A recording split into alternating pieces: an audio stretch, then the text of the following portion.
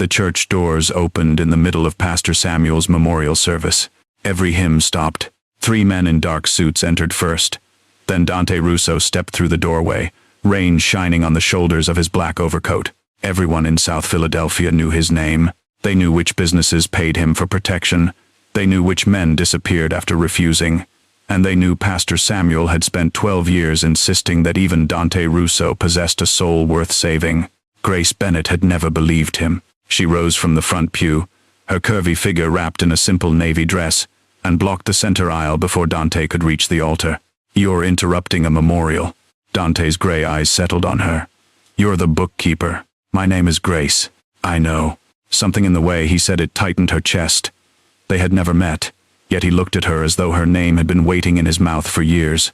Behind her, elderly parishioners shifted nervously. Grace refused to move. Dante glanced toward the framed photograph beside the altar. Pastor Samuel was smiling in it, one hand raised as if he were about to disagree with someone. "I was told he died peacefully," Dante said. "He did. And the funeral?" "Saturday." Dante's expression did not change, but his hand closed slowly at his side. Grace had expected arrogance. She had not expected grief. It lasted only a second.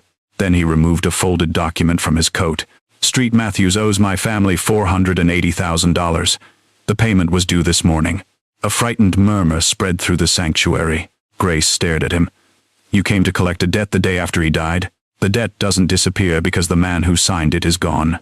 Deacon Harris hurried forward. "Mr. Russo, Pastor Samuel told us the renovation money came from an anonymous donor. It came from me." Grace took the document before anyone could stop her. The signature at the bottom appeared to belong to Pastor Samuel. The loan had funded the church kitchen, the women's shelter upstairs, and the free clinic next door. If the agreement was real, Dante could legally claim all 3 buildings, but Grace had managed the church's accounts for 6 years. She had never seen this loan. "This isn't in our records," she said. "That sounds like your failure." Heat climbed into her face, but she held his gaze. "Or your forgery." 2 of Dante's men moved forward. He stopped them with one raised hand. Then he stepped closer to Grace, lowering his voice.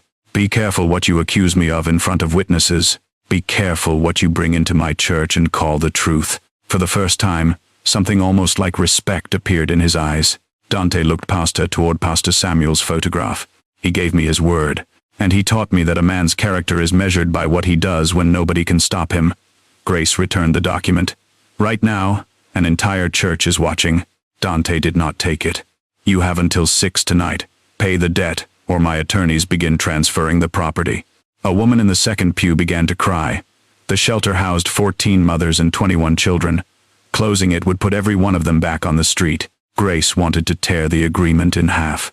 Instead, she noticed a handwritten line beneath Pastor Samuel's signature. Proverbs 19:17. The reference stirred a memory. 3 nights earlier, Pastor Samuel had been lying in his hospital bed, too weak to lift his head. He had pressed his old brown Bible into Grace's hands. "If Dante returns after I'm gone, don't argue with the man he pretends to be." At the time, she had thought the medication was confusing him. Then he had tightened his fingers around her wrist. "Open the Bible in front of him. Make him see what the debt truly cost." Grace turned toward the altar. Pastor Samuel's Bible rested beneath his photograph. Dante saw where she was looking, and for the first time since entering the church, his composure cracked. "Don't," he said. It was not a command. It sounded like fear. Grace walked past him and lifted the Bible. Its leather cover was worn smooth from 40 years of sermons. She opened it to Proverbs and found the verse Pastor Samuel had marked. "Whoever is kind to the poor lends to the Lord." A narrow brass key had been taped beside it. Someone behind Grace whispered a prayer. She examined the wooden Bible stand and discovered a tiny keyhole beneath its base. The key turned with a soft click. A hidden drawer opened. Inside lay a black ledger, a sealed letter addressed to Dante, and a photograph of a much younger Pastor Samuel kneeling beside a bleeding man in an alley. The injured man was Dante. On the back, Pastor Samuel had written a date from 12 years earlier, and one sentence. "This was the night Dante Russo promised me he would never collect another debt with fear." Grace looked up. The parishioners were staring at Dante now, but he seemed unable to see anyone except the dead pastor's handwriting. "You promised him," Grace said. Dante's jaw tightened.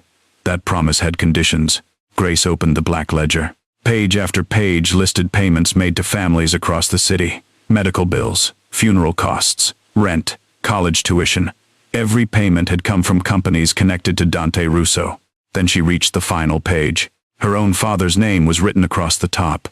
Thomas Bennett unpaid. Beneath it, Pastor Samuel had left one last instruction. Dante, before you take this church, tell Grace what happened to her father. Grace slowly raised her eyes. My father died in an accident. Dante said nothing. Tell me Pastor Samuel was wrong. The powerful man who had frightened an entire sanctuary could not meet her gaze. Finally, he spoke. It wasn't an accident. Grace's fingers tightened around the ledger. Then tell me what happened. Dante looked at the frightened parishioners surrounding them. Not here. You had no problem accusing this church of owing you $500,000 in front of them. This concerns your father. This church was my father's home. Pastor Samuel was his best friend. If you brought his death through those doors, you don't get to decide where the truth belongs. Dante's gaze shifted to the sealed letter. Open it, Grace said. It has my name on it, and my father's name is in your ledger. For several seconds, neither moved. Then Dante broke the seal. Inside was a single handwritten page. As he read it, the hardness in his face slowly gave way to something Grace had not expected. Shame. What does it say? Dante handed her the letter. Dante, you kept every promise that cost you money. Now keep the one that may cost you grace. The church never owed you $480,000. You called it a loan because charity felt too much like forgiveness. I signed your agreement so the money could be traced. But I added one condition. You could reclaim it only after telling Thomas Bennett's daughter the truth. If you are reading this, I am gone, and you have run out of places to hide. Grace read the letter twice. Then she looked at the document Dante had brought. You knew the condition. Yes. So you came here expecting to take the buildings instead of telling me. I came for the ledger. A bitter laugh escaped her. At least that's honest. The ledger contains names that could put people in danger. It also contains the name of a dead man who can't be hurt anymore. Dante lowered his voice. Your father owned a small trucking company. 12 years ago, one of my businesses used his trucks to move stolen goods without his knowledge. Grace remembered the long nights her father spent checking invoices at their kitchen table. She remembered him refusing cash jobs because he said money that arrived too easily usually belonged to someone else. He discovered it, she said. Yes. What did you do? I ordered my men to frighten him into silence. The words struck harder because Dante did not soften them. Grace felt the sanctuary disappear around her. Did they kill him? No. But I sent them. So what happened afterward belongs to me. Dante explained that Thomas had agreed to meet him at an abandoned warehouse. Before Dante arrived, one of his lieutenants, Vincent Caruso, had confronted Thomas alone. Thomas left the warehouse alive. His brakes failed 20 minutes later. The police called it an accident, Dante said. Caruso told me he had only threatened him. I chose to believe that because proving otherwise would have started a war inside my organization. You protected him. I protected my power. The blunt admission silenced her. There it was, the truth Pastor Samuel had forced him to face. Dante had not personally caused the crash, but he had created the threat, buried his suspicion, and allowed the man responsible to remain beside him. What did Pastor Samuel do? Grace asked. He found me that night. Grace glanced at the photograph of Dante bleeding in the alley. Caruso discovered I was asking questions. He decided I had become a liability. Pastor Samuel found me before Caruso's men could finish what they started. And that was when you promised to change? That was when I promised never to use fear to collect another debt. Grace held up the foreclosure document. Yet here you are. Dante had no answer. The anger inside her sharpened. All those payments in the ledger, were they supposed to make you feel forgiven? No. Then what were they for? To keep people alive while I tried to dismantle the businesses that harmed them. Secretly. If Caruso knew I was moving money away from the organization, those families would become targets. Grace looked down at the final page. Thomas Bennett unpaid. You never paid my family. Pastor Samuel wouldn't allow it. He said your grief wasn't an invoice, and your forgiveness wasn't for sale. For the first time, Grace understood why her pastor had preserved the ledger. It was not proof that Dante was good. It was proof that he had been trying to change without accepting the one consequence he feared most. Being known by the daughter of the man he had failed. A car door slammed outside. One of Dante's men hurried to the entrance. Mr. Russo, we have a problem. A black sedan had stopped across the street. Two men stepped out, followed by Vincent Caruso. Older now, silver at his temples. He looked less like a criminal than a wealthy donor arriving for Sunday service. Dante immediately moved between him and Grace. "Take the ledger upstairs," he said. Grace did not move. "You're giving orders in my church again." Caruso believes Pastor Samuel kept evidence against him. And did he? Dante looked at the sealed pocket inside the ledger's back cover. Before Grace could open it, a phone began ringing in Pastor Samuel's office. Deacon Harris answered. A moment later, he returned to the sanctuary, his face drained of color. "The women's shelter," he whispered. "The city inspector is closing it immediately. They say the building belongs to a company controlled by Mr. Caruso." Dante looked at the loan agreement in Grace's hand. Grace finally understood.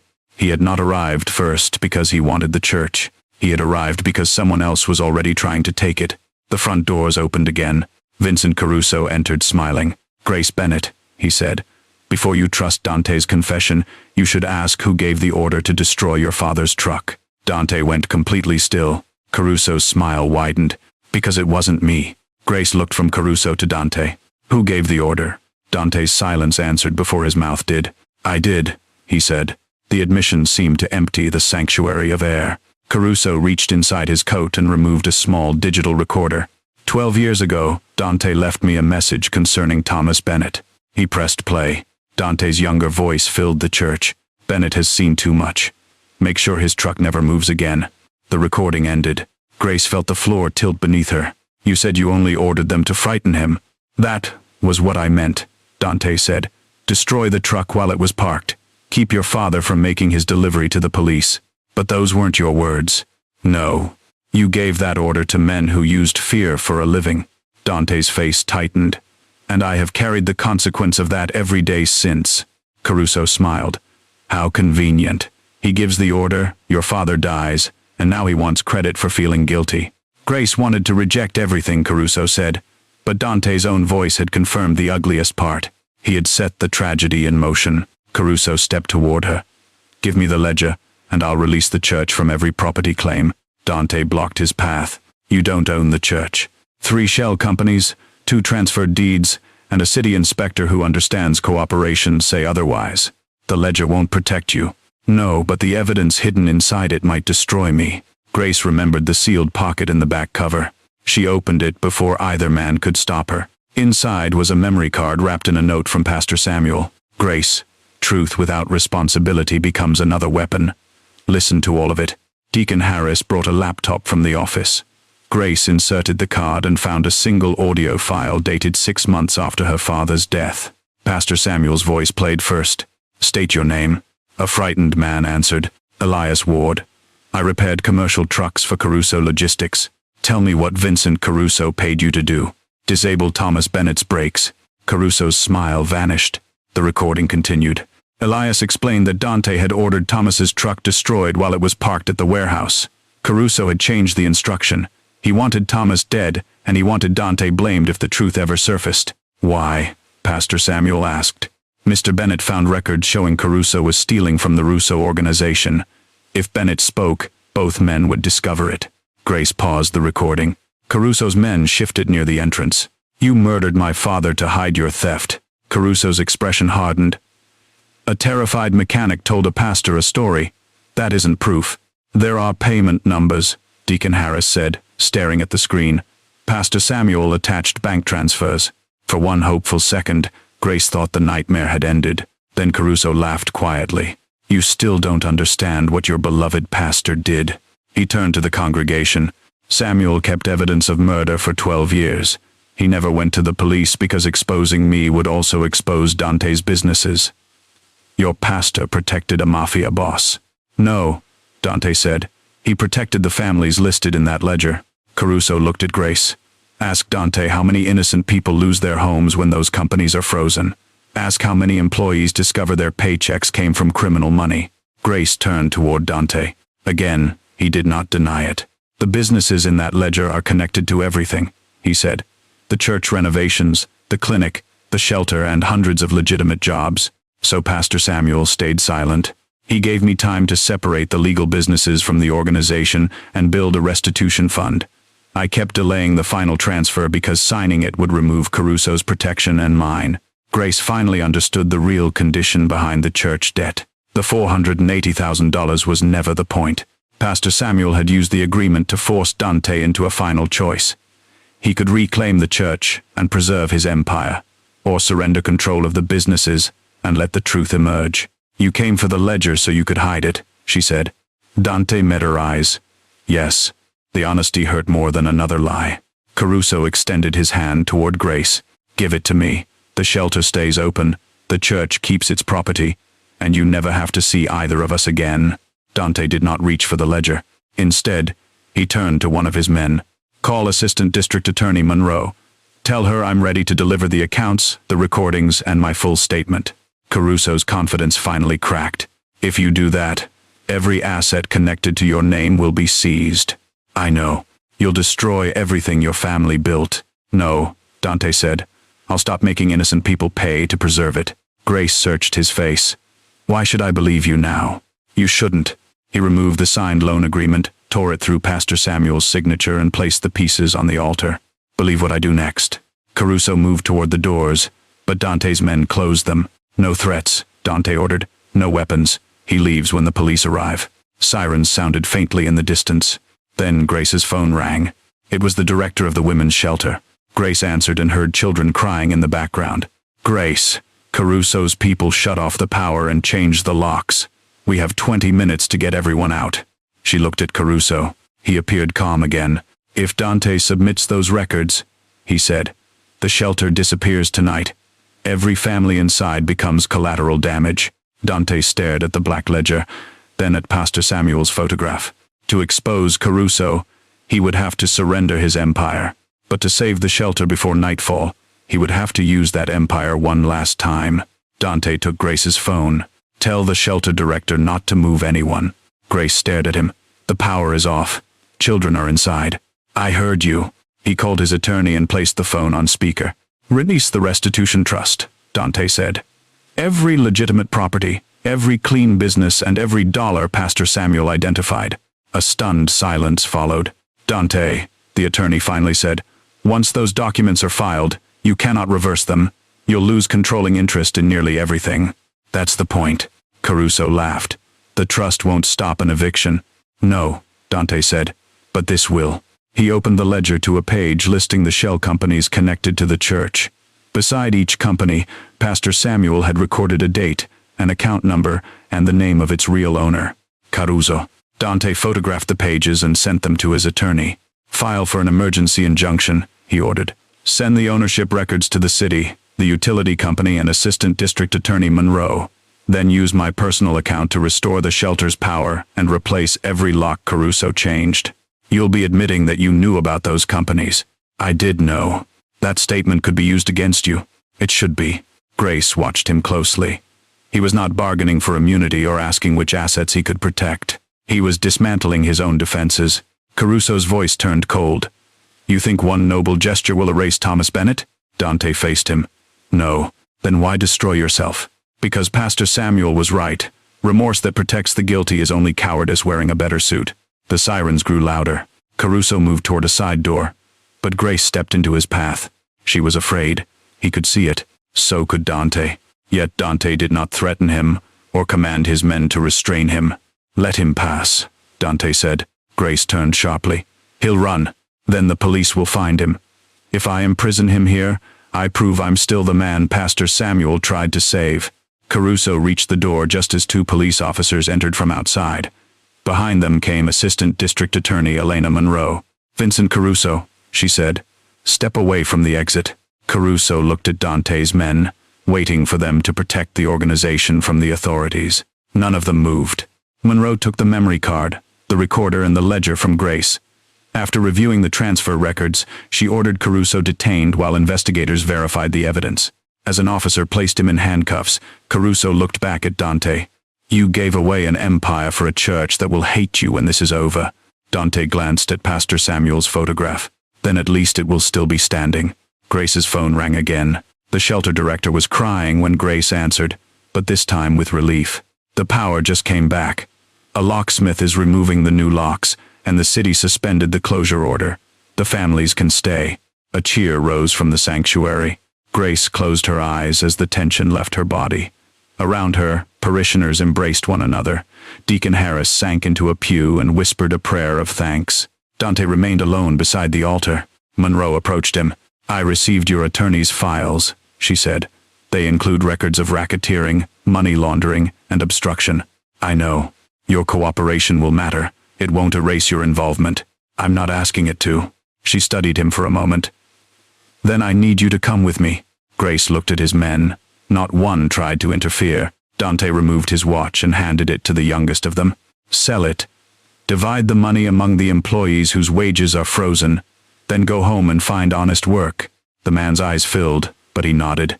Dante turned to Grace. "There is something else you deserve to know. No more partial truths. No more." He explained that Thomas had called him on the night he died. Her father had known the danger he faced. Yet he had refused protection because Dante demanded that he remain silent in exchange for it. "I could have warned the police," Dante said. "I could have stopped Caruso. Instead, I protected my name until it was too late." Grace's voice trembled. "So even if you didn't order his death, you abandoned him?" "Yes." She wanted to tell him that surrendering now could not return 12 lost years. She wanted him to feel the emptiness her mother had carried, and the anger Grace had buried beneath every balanced account and Sunday prayer. But Dante already knew she could not forgive him. He did not ask her to. Monroe escorted him toward the church doors. At the aisle where he had first confronted Grace, Dante stopped. "Pastor Samuel believed confession was the beginning," he said. "I spent 12 years pretending it was the end." Then he walked into the rain beside the investigators. Grace stood motionless until Deacon Harris approached with Pastor Samuel's Bible. "There's another envelope inside the back cover," he said. Her name was written across it. Inside was a letter from her father, dated the night he died. Grace unfolded it with shaking hands. "My dearest Grace, if anything happens to me, do not let anger choose the rest of your life. Justice must tell the truth, but mercy decides what the truth creates afterward." Below the final line, Pastor Samuel had added a message of his own. "Dante must face what he did. But when he has nothing left to offer you, ask yourself whether the man who walks away from power is still the man who once abused it." Grace looked through the open doors. Dante stood beside Monroe's car with rain running down his face. He had surrendered his fortune, his freedom, and the only world he had ever controlled. For the first time, he looked like a man with nothing left to hide, and Grace realized that justice had finally begun. But forgiveness would be the harder trial. 18 months later, Dante Russo stood before a federal judge and pleaded guilty. His cooperation exposed Caruso's network, recovered millions in stolen funds, and cleared Thomas Bennett's name. It also proved Dante had spent years protecting an organization he should have helped destroy. Grace attended the sentencing but did not speak in his defense.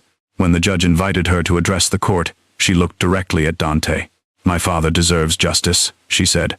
"The families Dante harmed deserve it too. What he did at Street Matthews mattered, but one right decision cannot erase years of wrong ones." Dante lowered his head. Grace continued, "Still, accountability should leave room for change. Otherwise, confession becomes nothing more than a slower form of punishment." The judge sentenced Dante to prison. He accepted the decision without requesting special treatment.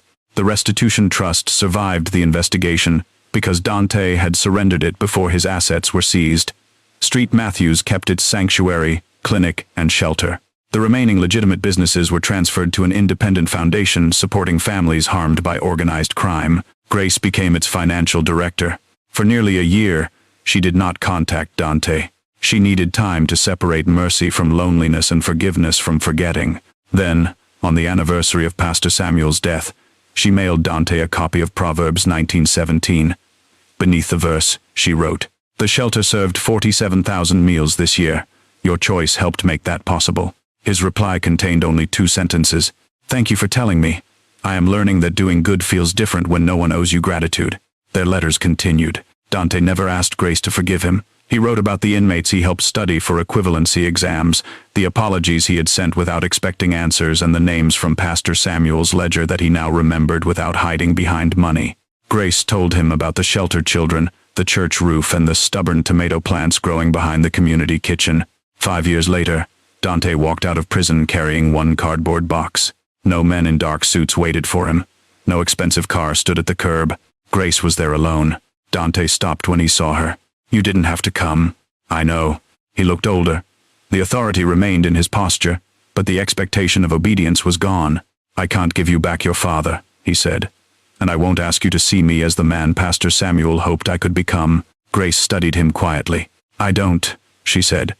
I see the man who finally understood that becoming better doesn't begin after the consequences. It happens through them. She held out Pastor Samuel's brown Bible. Dante hesitated before accepting it. Inside, Grace had placed Thomas Bennett's final letter and a photograph of the shelter's newly completed community center. A plaque beside its entrance carried two names, the Thomas Bennett and Pastor Samuel House. Dante's eyes filled. I don't deserve to be part of that. Your name isn't on the building. A quiet laugh escaped him through his tears. Grace smiled. But there's work waiting inside, if you're willing to do it without owning anything. Months later, Dante could often be found repairing broken tables, unloading food deliveries, or listening to frightened young men who believed power was the same thing as respect. Grace did not fall in love with the mafia boss who had entered her church demanding payment. She slowly came to love the man who remained after the title, fortune, and fear were gone. One Sunday evening, they stood together beneath Pastor Samuel's photograph, as children filled the sanctuary with laughter. Dante opened the old Bible. The brass key was still taped beside the marked verse. Do you think he knew how this would end? He asked. Grace took his hand. No, I think he only knew you still had a choice. Outside, the church bells began to ring. Once, Dante Russo had collected debts through fear. Now he spent his life repaying one that could never be measured in money. And for the first time, he understood that redemption was not being released from his past. It was choosing, every day, what his past would create next.